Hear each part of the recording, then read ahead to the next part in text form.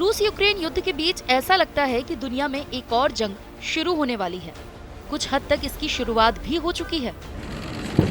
Israel और Lebanon के बीच भयंकर युद्ध चल रहा है। लेबनान के द्वारा दर्जनों रॉकेट दागने के बाद अब इजराइल ने पलटवार किया है।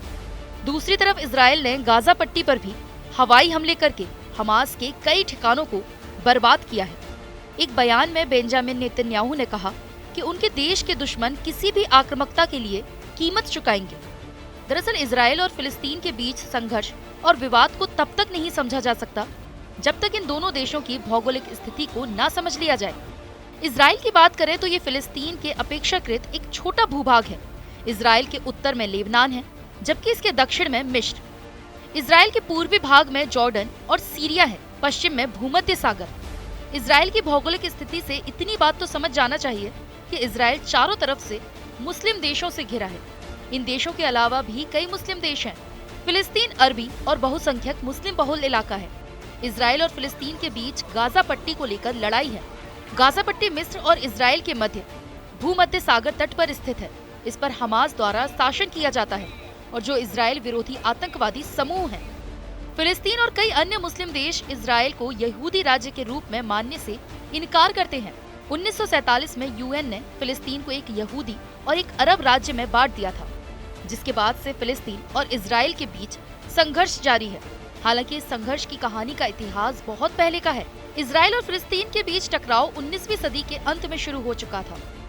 दरअसल 1897 ईस्वी में फिलिस्तीन के क्षेत्र में यहूदियों का उत्पीड़न हो रहा था। यहूदियों ने अपने इस उत्पीड़न से बचने के लिए एक आंदोलन की शुरुआत की थी।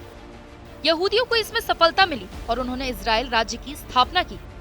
विश्व युद्ध की शुरुआत में ये तय होता है कि युद्ध समाप्त होने के बाद फिलिस्तीन पर ब्रिटिश नियंत्रण स्थापित हो जाएगा। इसके बाद यहूदियों के लिए एक देश के गठन की मांग स्वीकार की जाती है। इस घोषणा को इतिहास में बाल्फोर घोषणा के नाम से प्रसिद्धि मिली। जर्मनी में हिटलर के उदय के साथ एक बार फिर यहूदियों के खिलाफ जुल्म किया जाता है। यहूदी अपनी जान बचाने के लिए फिलिस्तीन आते हैं। धीरे धीरे फिलिस्तीन के क्षेत्र में यहूदियों की बस्तियां बस जाती हैं। यहाँ पर भी अरबों के द्वारा यहूदियों का व्यापक विरोध किया जाता है और एक नए संघर्ष की शुरुआत होती है। साल 1948 में मिस्र, इराक, सीरिया और जॉर्डन ने मिलकर इजराइल पर हमला कर दिया। हालांकि युद्ध में इजराइल की जीत हुई। इजराइल ने अकेले ही चारों देशों की सेनाओं को हरा दिया। इस युद्ध के बाद यरूशलेम का पश्चिमी हिस्सा इजराइल की राजधानी बना, वहीं पूर्वी जॉर्डन को मिला। युद्ध के बाद इजराइल काफी आक्रामक हो गया और विस्तारवादी नीति अपनाते हुए साल 1980 में एक कानून पारित कर पूरे यरूशलेम को इजराइल की राजधानी घोषित कर दिया। साल 1987 में आतंकवादी संगठन हमास का उदय हुआ, जिसे सीरिया और ईरान का समर्थन हासिल था। इस संगठन ने गाजा पट्टी को अपना ठिकाना बनाया। वर्तमान में इजराइल ने गाजा पट्टी की चारों तरफ से नाकेबंदी की हुई है।